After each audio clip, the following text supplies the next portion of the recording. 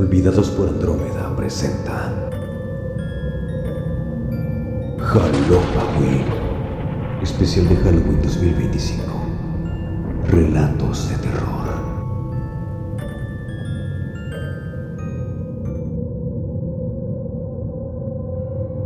Volantes. Historia por Mozu.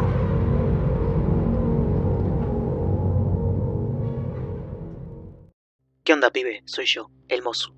Me enteré de que buscan historias de terror. Yo no tengo demasiadas que contar, pero hay una en particular que me deja los pelos de punta en cuanto la recuerdo. Esto ocurrió hace años. En ese tiempo estaba trabajando repartiendo volantes junto a otras 2 personas.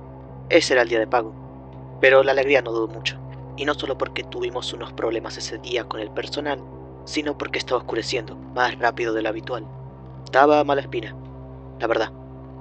Porque siempre estábamos repartiendo volantes en un lugar nuevo, así que realmente no sabíamos cómo volver. Pero de repente algo pasó. Investigando cómo volver, un sujeto parecía sospechoso. No estábamos a solas, pero no era precisamente un barrio lindo. Al inicio yo ni lo noté. Como dije, ese día tuvimos problemas. Mi cabeza estaba en otra, pero ya la oscuridad estaba llegando. ¿Y ese tipo no dejó de seguirnos? Entonces me susurran que ese tipo nos está siguiendo y que me prepare para correr. Ese tipo nos persiguió. No vino corriendo, pero comenzó a trotar y nos seguía. De repente me acuerdo estar en una estación de trenes, pero seguíamos sin estar a salvo, porque ese tipo parecía no parar.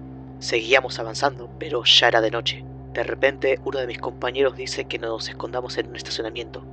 Me pareció muy arriesgado porque si nos veía estábamos encerrados, pero no se sentía que había otra opción, porque a lo lejos era una zona bastante fea y oscura. Entonces nos escondimos. Silencio, por un rato que se sintió largo. Estaba cagado de miedo, pero me preparé por saber qué pelear. Y me acuerdo que estaba viendo dónde podían ir mis compañeros por si había que correr. Finalmente pasó de largo. Parecía estarnos buscando, pero pasó de largo. Después de un rato apareció el dueño del estacionamiento. Yo creo que nos vio la cara de chicos, le explicamos la situación. Nos dejó esperar ahí un rato mientras buscábamos cómo volver. El resto de la noche no fue tampoco tranquila. Nos tocó esperar el colectivo en una parada que estaba iluminada, pero el resto de la cuadra no. Parecía una película de terror, la verdad. Más encima porque no pasaban ni coches, ni siquiera estábamos seguros si iba a pasar o no el colectivo. Además la parada estaba casi que ahí nomás. No sabíamos si iba a volver a aparecer el sujeto. Estuve alerta todo el tiempo por si algo pasaba, y después de los 20 minutos más largos de mi vida, llegó un colectivo. Estaba hecho percha, estaba vacío, pero al fin estábamos volviendo a casa. Durante todo el viaje, mis compañeros estaban haciendo bastantes chistes, sobre todo por la tensión y todo lo que quieras. Yo me acuerdo que no pude dejar de pensar la suerte que tuvimos. Un robo duele, a todos nos duele, pero no considero que valga la pena arriesgar la vida por ello. Es algo material al final, porque a mí me robaron, y mucho. Que si faca, que si fierro, que 2 sujetos bajando de un coche. Pero sentir que se pudo perder la vida de alguien que uno quiere, no es algo que quiera repetir, la verdad. El gato. Historia por Toxi.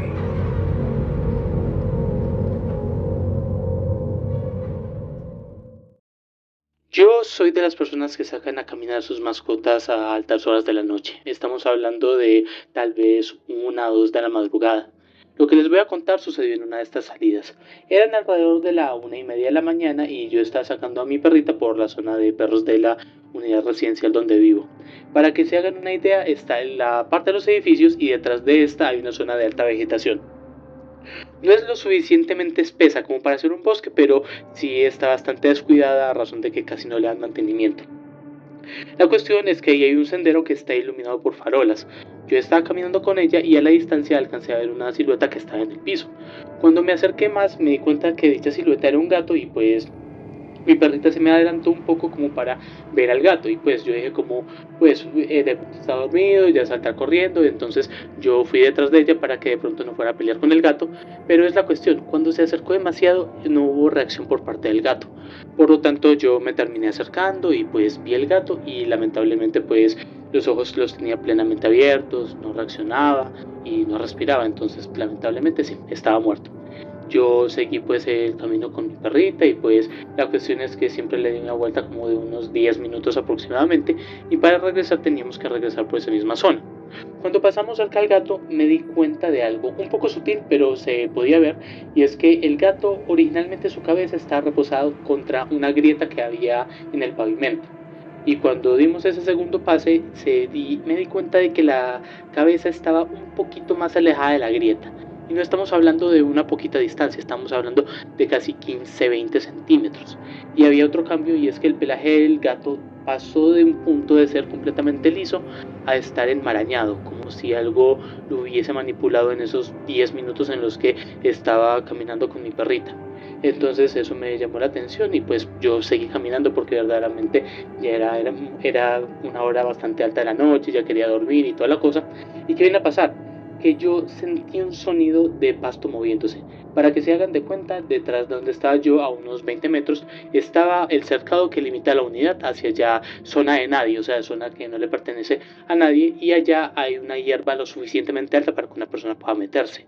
La cuestión es que esta hierba se estaba moviendo, como si algo estuviese detrás ahí haciendo ese movimiento, y me terminó de reafirmar que había algo porque yo de hecho escuché algo similar a un gruñido, como si se tratase de un perro, pero debería de haber sido bastante grande para hacer ese movimiento. Naturalmente no me iba a quedar ahí para descubrir qué era, así que simplemente agarré a mi perrita y pues salí de ahí y regresé a casa. Y para complementar eso, y esto sucedió inmediatamente la noche después de eso, yo saqué a mi perrita de nuevo, como es de costumbre, y por la zona en la que estaba el gato, pues efectivamente ya no estaba, o sea, ya se le había comentado a los vigilantes, ellos ya habían ido y ya habían levantado el cuerpo. ¿Qué es la cosa acá?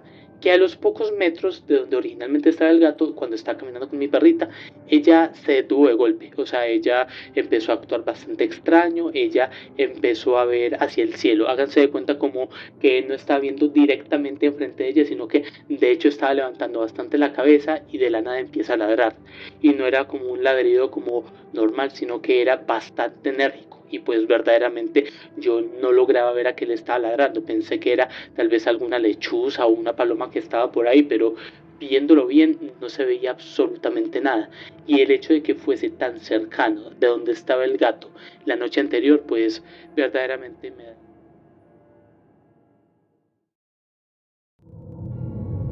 Nacimiento.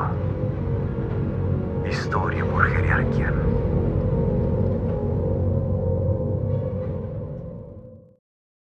Muy bien. Si bien la historia que voy a contar a continuación no trata temas paranormales ni nada por el estilo, lo único que aterra de lo que voy a contarles es sobre la vez que casi muero en los primeros días de mi nacimiento.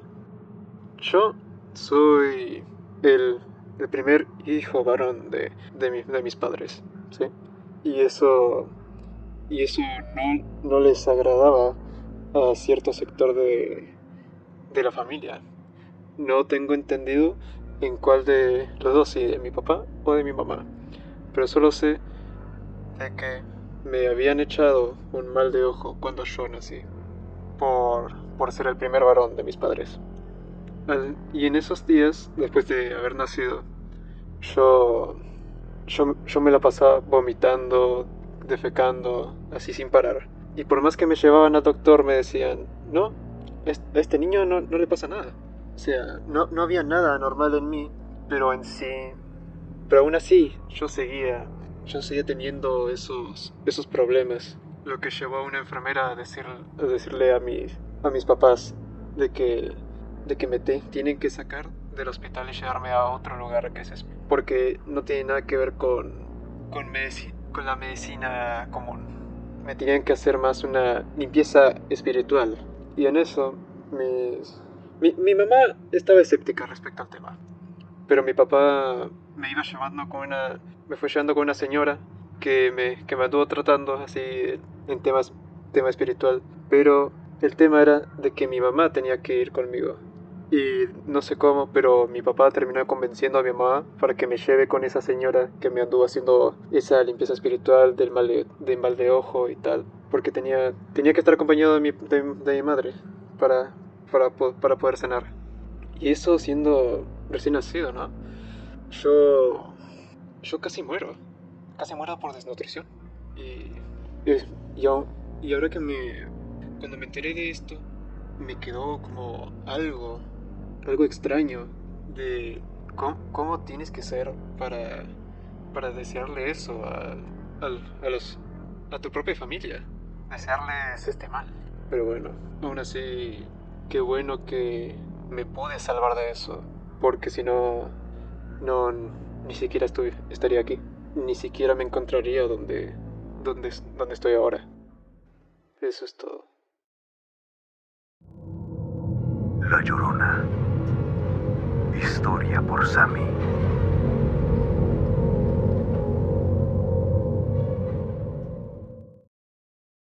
Cuando tenía entre 8 o 6 años, yo vivía al norte de México. Mis abuelos viven en Ciudad de México. Y cada verano íbamos a verlos. Este año no fue la excepción. Para este verano en específico lo recuerdo mejor que otros. Fue un evento bastante traumático. Mis abuelos vivían en una zona antigua de la ciudad, cerca de un inmenso parque que tenía estanques que conectaban con varios ríos. Uno de ellos pasaba por debajo de aquel edificio antiguo de departamentos. Incluso en las noches tranquilas se podía oír correr el río por debajo del suelo. A mi abuela le encantaba contarme la historia de la Llorona, aquella alma en pena de una mujer que ahogó a sus hijos en un río por un dolor inimaginable. La historia suele variar dependiendo de a quién le preguntes y en qué zona, pero algo siempre es igual: el que varga cerca de los ríos o cuerpos de agua buscando a sus hijos con una suma tristeza que es reflejada en horribles y lamentosos sollozos, tratando de tomar a cualquier niño que vea pensando que es uno de sus hijos, para nunca más ser visto de nuevo. Y estos sucesos siempre pasaban a las 12 de la noche. A mí siempre me gustó el terror, así que pensé que solo me contaba estas cosas para asustarme, pero para entretenerme. Pero yo nunca le creí. Jamás creí en los fantasmas o en cosas paranormales. Hasta esa noche. Aquella noche era bastante tarde. Ni siquiera los carros pasaban a esas horas. Todos en la casa dormían profundamente, atrapados en sus sueños. Incluso mi madre, que compartía el cuarto invitados conmigo. ¿Y por qué lo digo así? Porque como buena niña me desvelé toda la noche viendo la televisión, a bajo volumen, pero sin quitarle los ojos encima. Hasta que en un momento de la noche comenzó a hacer bastante frío. La tele se puso rara, no estática, pero sí costaba ver mucho la imagen. El sonido se distorsionaba demasiado. Todo empeoró cuando las luces de afuera se apagaron de golpe. Pero si no había luz en la zona, ¿por qué podía haber una luz blanca al final del pasillo? Y la tele seguía haciendo ruido. Cuando vi esa luz, no sé por qué, pero sentí un escalofrío enorme. La sangre se me heló, la nuca se me erizó, un instinto primal me gritaba que debía salir corriendo. En cuanto escuché unos pasos acercarse al departamento de mis abuelos, lo primero que hice fue esconderme. De inmediato apagué la tele, tratando de hacer el menor ruido posible. Me envolví en las sábanas quedando completamente quieta, sin moverme, y al parecer logré hacerlo a tiempo, porque unos segundos después, atrás de la tela, pude ver cómo aquella luz blanca estaba enfrente de la ventana del cuarto, y juro que podía ver la silueta de una alta y alargada mujer, así como podía sentir su fría y penetrante mirada. Podría decir que estaba muerta. Quizás haya sido 10 segundos, hasta solo un minuto, pero para mí se quedó enfrente de la ventana una eternidad completa, sin hacer absolutamente nada, solo mirándome, hasta que oí cómo puso su palma sobre el vidrio con algo de fuerza para arrastrarla lentamente hacia abajo.